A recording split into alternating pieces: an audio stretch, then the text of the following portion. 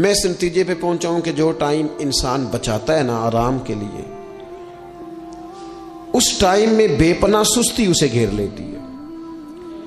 ہم چھوٹے ہوتے تھے بچپن میں، اسکول سے ایک چھٹی کرتے تھے، پھر دوسری کرنے کو بھی دل کرتا تھا، دوسری کرتے تھے پھر تیسری کرنے کو بھی دل کرتا تھا۔ گاڑی اسی کا نام ہے جو چلتی رہے، ڈیوٹی اسی کا نام ہے جو ہمیشہ کی جائے۔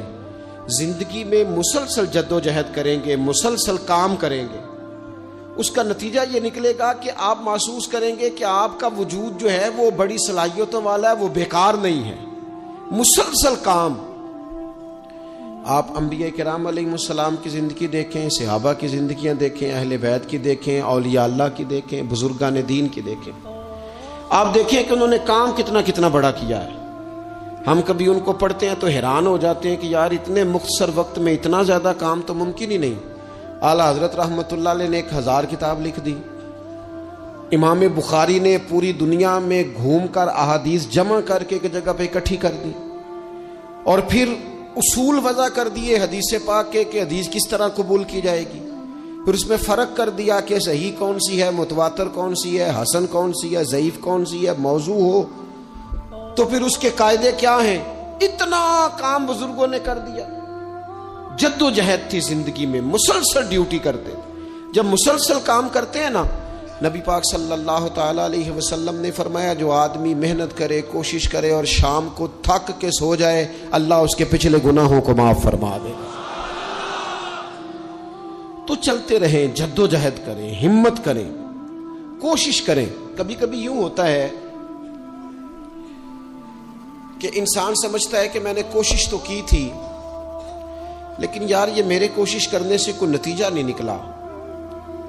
عارف رومی رحمۃ اللہ علیہ فرماتے ہیں کہ ایک شہر ایسا تھا جس میں ایک بیماری بار بار حملہ کرتی تھی،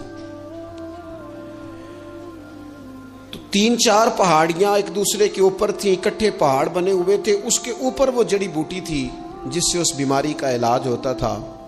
تو کئی حکیموں نے بتایا کہ اگر وہ جڑی بوٹی حاصل کر لی جائے تو تمہارے شہر کے لوگ صحت یاب ہو سکتے ہیں، پر وہ 4 پہاڑیاں اوپر نیچے، اور پھر ڈھلان بڑی سیدھی تھی، جو پیر رکھتا پھسل جاتا، کوئی جرت ہی نہ کرتا اوپر جانے کی، لیکن لوگ بیمار تھے، تکلیف میں تھے۔ بالآخر ایک شخص نے ارادہ کیا کہ کب تک لوگوں کو بیماری سے سسکتے، تڑپتے، مرتے دیکھتا رہوں گا۔ اس نے کلاڑا اٹھایا، ہتھوڑا اٹھایا، پہاڑ کاٹنا شروع کیا کہ میں سیڑھیاں بناؤں گا اوپر جانے کے لیے۔ فرماتے ہیں کہ وہ پہاڑ کاٹ رہا تھا تو جو قریب آتے تھے نا، وہ اسے کہتے تھے پاگل ہو گیا تو اکیلا بندہ کیسے پہاڑ کاٹے گا، بیوقوف ہے، چھوڑ دے۔ اس نے کہا یار تم ساتھ نہیں چل سکتے تو حوصلہ شکنی تو نہ کرو، مجھے کچھ کرنے تو دو۔ سالوں لگ گئے، ایک پہاڑ کاٹ کے سیڑھیاں بنائی اس نے، پھر دوسرا پہاڑ شروع کیا، پھر سالوں لگ گئے، اور 2 پہاڑ کاٹے تھے، بڑھاپا آ گیا، بیمار ہو گیا، موت کا وقت آ گیا۔ اب چونکہ سیڑھیاں بن گئی تھی تو 2 پہاڑ کٹ گئے تھے، وہاں تک لوگ آنے جانے لگے تھے۔ این اس وقت جب وہ دنیا سے جا رہا تھا، پھر بھی کچھ لوگ حوصلہ شکنی کر رہے تھے، اسے کہہ رہے تھے خدا کے بندے کیا نتیجہ نکلا۔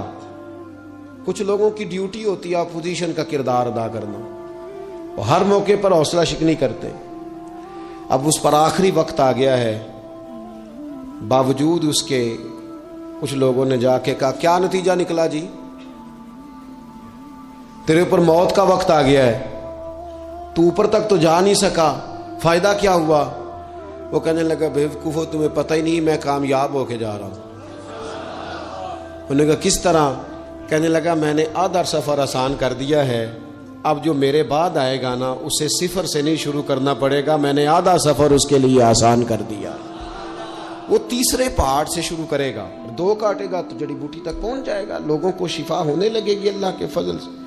ہم پتہ کیا کرتے ہیں، بالخصوص میرے وطن کا رواج یہ ہے کہ لوگ آدھا سفر بھی آسان کرنے کو تیار نہیں، وہ کہتے نہیں سارا ہی فلانا کرے گا۔ جتنے انبیاء دنیا میں آئے نا میرے دوستو، وہ سارے کامیاب گئے، لیکن کسی کے ساتھ 4 امتی، کسی کے ساتھ 10، کسی کے ساتھ 100، کسی کے ساتھ 200، لیکن نبی کامیاب گئے۔ کیوں؟ کہ اللہ تعالیٰ نے جو ان کے ذمے ڈیوٹی لگائی تھی وہ ڈیوٹی انہوں نے پوری ذمہ داری سے سر انجام دی. اس ڈیوٹی میں انہوں نے کبھی کوئی کمی دکھائی تو اپنی زندگی میں جد و جہد کریں, کام کریں, بیٹھ کر صرف بات نہ کریں, تنقید نہ کریں, بیٹھ کر صرف منصوبہ بندی نہ کریں. اور میرے ملک میں بالخصوص یہ کام ہوتا ہے, تبصرے کرو, چینل کھولو, تنقید کرو, اندر کی خبر لے کے آؤ, کوئی کہانی سناؤ, کوئی نئی سٹوری بناؤ, لیکن کام نہ کرو. بڑی خوبصورت بات کی شاعر نے, اس نے کہا شکوائے ظلمت شب سے تو کہیں بہتر تھا, اپنے حصے کی کوئی شمع جلاتے جاتے. لوگ تعلیم نہیں حاصل کر رہے تو بھئی آپ ایک بچے کا خرچ اٹھا لیں, کسی غریب کا آپ اسے پڑھا دیں, ایک بندہ تو آپ کی وجہ سے تعلیم یافتہ ہو جائے. لوگوں کو کھانا نہیں مل رہا, بھوکوں مر گئے لوگ, حکومتیں کچھ نہیں کر رہی, آپ 10 بندوں کی ذمہ داری اٹھا لیں.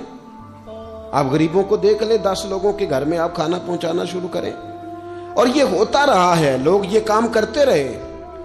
یہ ڈیوٹیاں ہمارے بزرگوں نے سر انجام دی ہیں, 2 کر کے, 4 کر کے, 6 کر کے انہوں نے کام کیا ہے. اپنی ذمہ داری کا احساس کریں, مسلسل کام کریں, مسلسل جد و جہد کریں, مسلسل ڈیوٹی کریں. اور پھر میری تیسری گزارش آپ سے یہ ہے کہ جس طرح آپ اپنے اپنے گھر میں آپ کی ذمہ داریاں ہوتی ہیں, اور اگر آپ ذمہ داری ادا نہیں نہ کرتے تو احتجاج ہوتا ہے. ماں کو ٹائم نہیں دیتے تو ماں بھی احتجاج کرتی ہے, گھر والی کو ٹائم نہیں دیتے تو وہ بھی احتجاج کرتی ہے, دوستوں کو وقت نہیں دیتے تو وہ بھی اس کا شکوہ کرتے ہیں. تو آپ کے ذمے جتنی بھی ذمہ داریاں ہیں, آپ پڑھاتے ہیں, کلاس میں وقت پہ نہیں آتے تو اس کا اظہار کیا جاتا ہے. ہم نے اپنے اپنے ذمے جو ذمہ داریاں لی ہیں پوری کرتے ہیں. میں آج آپ کو یہ پیغام دینا چاہتا ہوں, ایک ایک ڈیوٹی دین کی بھی اپنے ذمے لیں. ایک ایک ڈیوٹی, ایک کام اپنے ذمے لے لیں. آپ اپنے اپنے علاقے کی مسجد میں جھاڑو دینے کی ڈیوٹی لے لیں.